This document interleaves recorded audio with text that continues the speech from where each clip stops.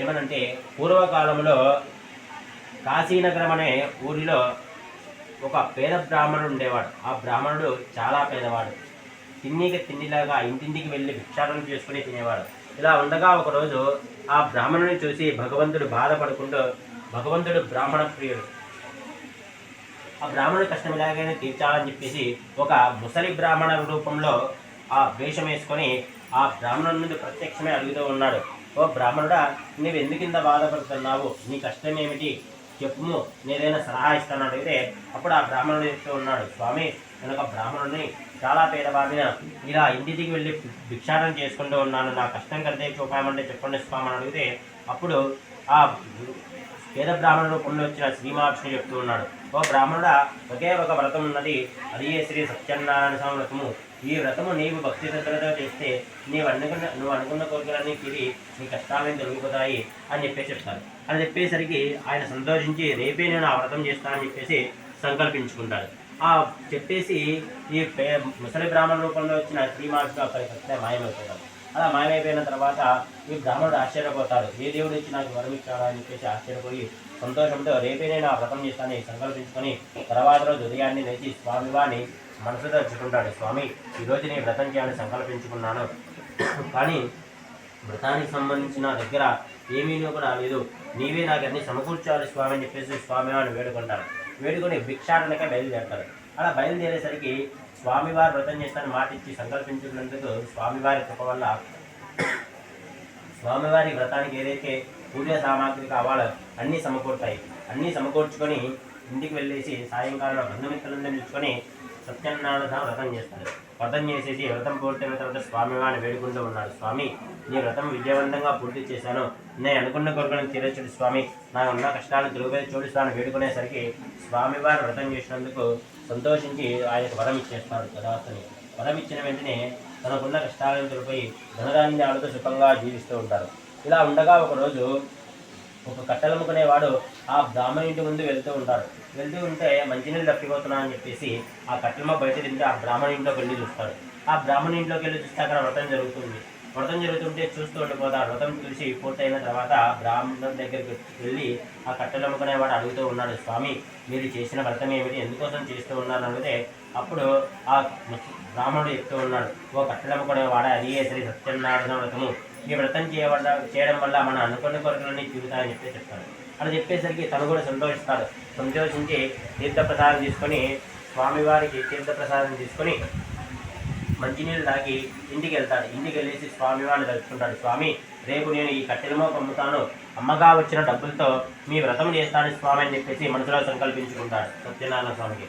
అలా ఆలోచించుకుంటూ నిద్ర కూడా పోకుండా ఉదయాన్నే లేస్తాడు. ఉదయాన్నే లేచి స్వామివారిని తలుచుకొని తన కట్టెలమోపు తీసుకొని బయలుదేరుతాడు అమ్ముకోవడానికి. అలా బయలుదేరేసరికి స్వామివారి అనుగ్రహం వల్ల ఆ కట్టెలమోపు అమ్మితే ఎంతైతే ధనం వస్తుందో అంతకి రెట్టింపు ధనం వస్తుంది. ఆ ధనమల్లా తీసుకొని వెళ్ళేసి స్వామివారికి వ్రతానికి సంబంధించి ఏదైతే కావాలో పూజా సామాగ్రి అన్నీ సమకూర్చుకొని సాయంకాలం బంధుమిత్రులను తెచ్చుకొని స్వామివారి సత్యనారాయణ వ్రతం చేయడం మొదలుపెడతారు. వ్రతం పూర్తి చేసుకొని భక్తి శ్రద్ధలతో వ్రతం పూర్తయిన తర్వాత స్వామివారిని వేడుకుంటూ ఉన్నాడు, స్వామి, విజయవంతాన్ని వ్రతం చేశాను, నాకున్న కష్టాలు తెలివే చూపిస్తాను వేడుకునేసరికి స్వామివారి వ్రత ప్రభావం వల్ల స్వామివారి వరం ఇచ్చేసరికి తనకున్న కష్టాలను తొలగిపోయి సుఖ సంతోషాలతో జీవిస్తూ చనిపోయిన తర్వాత మోక్షమునందాలని చెప్పేసి స్కాంద పురాణంలోని శ్రీ మహావిష్ణువు నాదంగా చెప్పాడు. నమస్కారం తీసుకొని వేడి చేయండి. స్కాంద పురాణే సమాప్తకాలే పంచోపచార పూజాన్ సమర్పయామి. నం పృథివీ తత్వాత్మికేభ్యో నమః. నందం పరికల్పయామి. ఆకాశతత్వాత్మికేభ్యో నమః. పుష్పం పరికల్పయామి. యం వాయుతత్వాత్మికేభ్యో నమః. ధూపమాగ్రాపయామి. నమః అమృతత్వాత్మికేభ్యో నమః. అమృతోపహార నైవేద్యం సమర్పయామి. సమస్తరాజోపచార దేవోపచార శక్తోపచార భక్తోపచార షోడశోపచార పూజాన్ సమర్పయామి. శ్రీ నమాసైత సత్యనారాయణ స్వామినే నమః. ద్వితీయ అధ్యాయ సమాప్తే కర్పూర మంగళ నీరాజనం.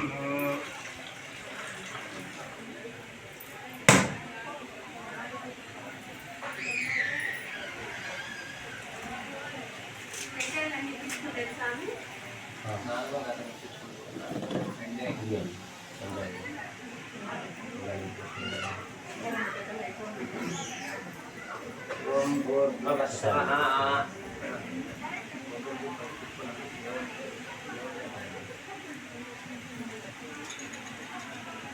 नैवेद्यं त्वं भूर्भुवस्सुवः तस्य विद्महे भर्गो देवस्य धीमहि यो यो नः प्रचोदयात् तन्मत्तेन प्रसञ्जामि ओम नमः मृदावसमदे स्वाहा निर्मादत्यन्नारायणदाभ्यो नमः स्वाहा अपानाय स्वाहा ज्ञानाय स्वाहा उदानाय स्वाहा श्रवणाय स्वाहा ब्रह्मणे स्वाहा श्री रमादेव सत्यनारायण स्वामी नमः द्वितीय अंशागत समाप्त काले नारिकेल कदली फल शर्कर आप पूर्णम फल केसरी निवेदनं समर्पयामि ताम्बूलं समर्पयामि समस्तराजोपचारान् समर्पयामि मङ्गलनीराजनम् यो वेदानो सर्वप्रोक्तो वेदान्ते च प्रतिष्ठितः तस्य प्रकृतिलीनः स यः परस्म महेश्वरः हिरण्यपात्रं पूर्णं दारे मदव्यादानेदि एकदा ब्राह्मणभारति एकदेव यजमानः युष्टेरो ददाति सन्ततं श्रीरस्तु समस्तमङ्गलानि भवन्तु नित्यदा श्रीरस्तु नित्यमङ्गलानि भवन्तु नीराजनं दर्शयामि नीराजनानन्दं नित्यक्षां धारयामि विद्यारक्षां धारयामि नमस्करोमि पार्वतीपतये हर हर महादेव शम्भो लिङ्गर हर रमण गोविन्द गोविन्द